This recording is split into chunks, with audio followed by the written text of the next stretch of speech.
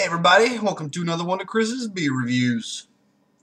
Yesterday, I had the pleasure of introducing a Cameron's Brewing 4-pack, completely assorted. It had the lager, the Auburn ale, cream ale, and the dark 266. Could have been the number. Anyway, yeah. So I'm going to do the other two beer reviews today. And, you know, I've had a lot more sleep. So I've basically been doing midnight shifts for the past 8 days.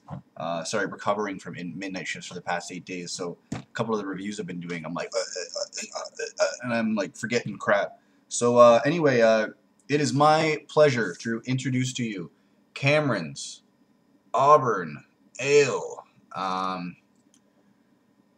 still just woke up, but I should be alright. It's all natural premium beer. It is our award-winning Auburn Ale. Offers full hop flavor with a distinctively smooth finish. We hope you enjoy it. Our craft brewery is as dedicated to extraordinary beer as you are. We craft brew by hand without additives or preservatives. Please refrigerate. I believe the past two bottles that I've read so far. On the left-hand side, it has its own like characteristics, and then on the right-hand side, the sentence continues to be basically the same ending as all the other beers. So, if I might sound like a robot, it's because you've been paying attention to all my reviews, and I am repeating that part every time. Again, this is from Oakville, Ontario, Canada. And again, we have a wonderful cap of a man who is holding a big stack of wheat on his shoulder. Yeah, this is a twist off, so I have the pleasure of twisting it off. It is a 300. Ooh! I can see lots of smoke, but on my camera, I can't see too much smoke. It is a 341 milliliter bottle. I like the rest, and it's 5% ABV.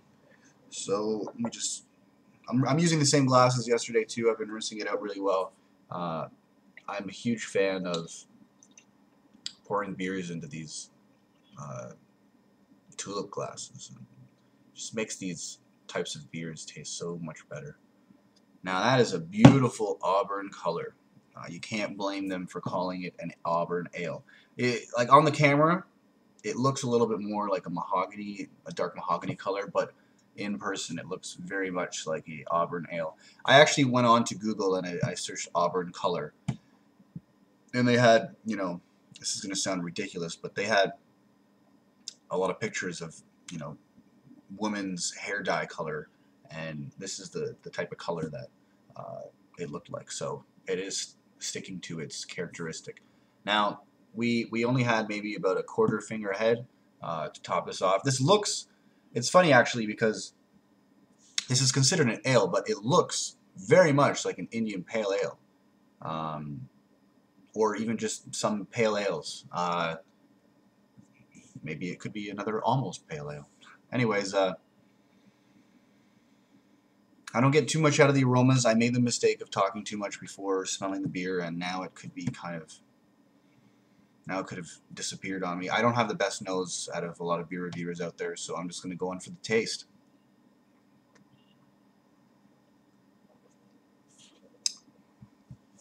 Oh yeah. I called that one, man. I called that one. It tastes very much like a pale ale. The only reason why I don't want to call it an India Pale Ale, even though it's not either, is because an India Pale Ale has a very, not very, but it can have a very bitter aftertaste. Now this tastes very much like India Pale Ale, not just an ale. It tastes very much like those beers, but without the bitter aftertaste. So this is quite the winner, if you ask me. Now, I don't know how to explain this beer, so, well, what can I say? I do know how to explain this beer. Just bear with me for a sec. For those who are familiar with Michael Duggan's IPA 9, for those who are familiar with Mill Street's Tank House, for those who are familiar with Flying Monkey's Optical Illusion. This beer tastes very much like the rest, except very much less hops and no bitter aftertaste. So for those people out there that don't like IPAs for that bitter aftertaste, but they like that initial taste, this is a magnificent introduction to IPAs. It doesn't have a syrupy taste like a lot of IPAs that I have. Again, this is not an IPA. It is considered an Auburn ale. Auburn for the color, ale for its characteristics. But I can't deny the fact that that initial full-bodied flavor that goes down, it tastes very much like an IPA. That bitter aftertaste is not there whatsoever. And when I'm talking about those hops, like when you drink really hoppy beers, there's this taste, this like pungent taste that some people just can't stand. This does not have that whatsoever. For those who are afraid of trying more IPAs because of that bitter aftertaste or for that extra hoppy taste, for the love of God, try Cameron's Auburn Ale. It is really good. I'm gonna probably give this the best review out of the other two that I've reviewed so far.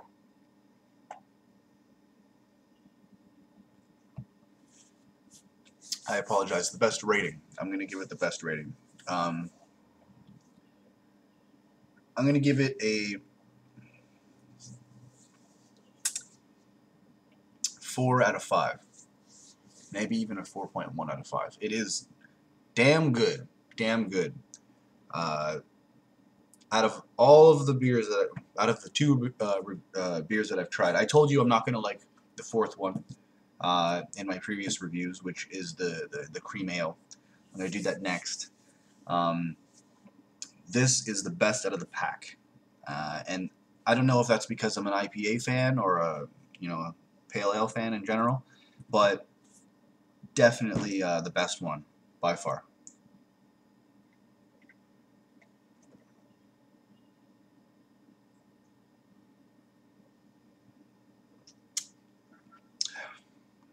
And one of the things that I'm liking is the consistency with all of Cameron's beers, and that is that they all taste the same from the top to the bottom.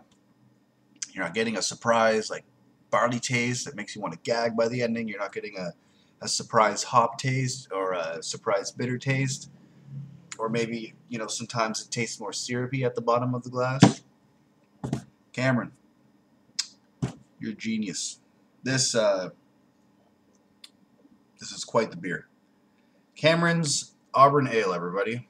Everybody, if you want to go out and buy a 9-pack of this, I believe it is $18.95, and it is well worth it, as it is certainly a premium beer. All right, everybody. Don't drink and drive, but drink responsibly. Cheers.